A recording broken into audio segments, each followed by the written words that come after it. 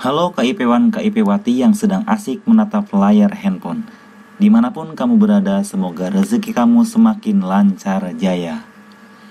Bagi kamu yang baru mampir di channel ini, di channel Kedai Ide Pancasila, silahkan berlangganan gratis dengan cara klik tombol subscribe dan aktifkan loncengnya.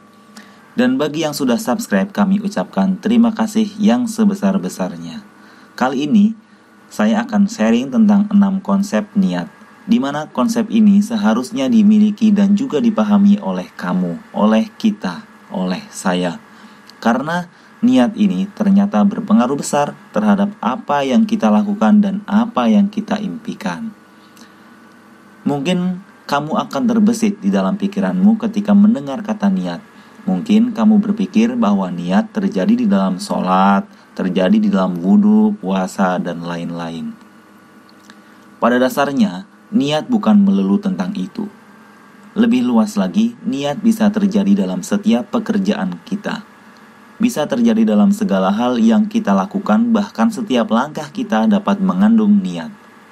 Baik, kita masuk ke dalam konsep yang pertama. Niat adalah syarat.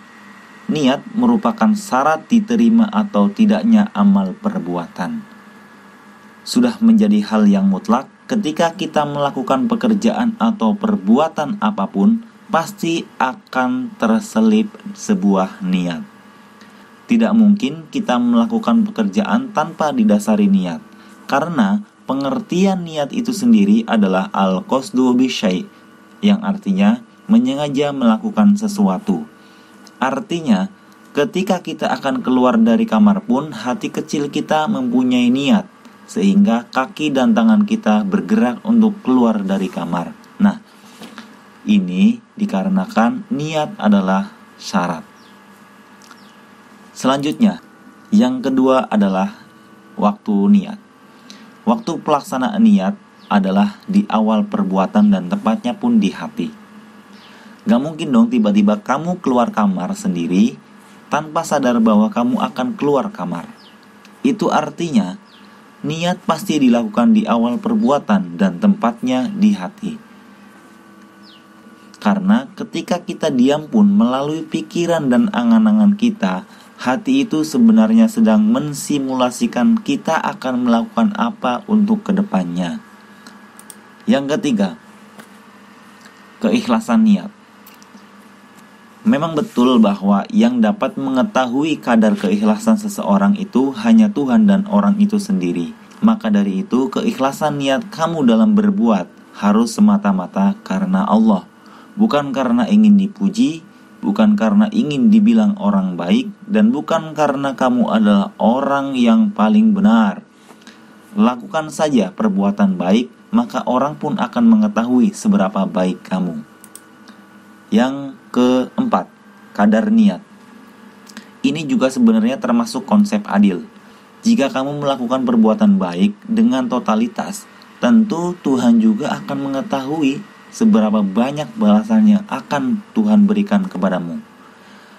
Nah, jika kamu membantu teman kamu dengan niat yang setengah-setengah, mungkin teman kamu juga berpikir bahwa kamu hanya sekedar main-main, hanya formalitas, dan mungkin temanmu pun akan enggan juga memberikan apresiasi kepadamu.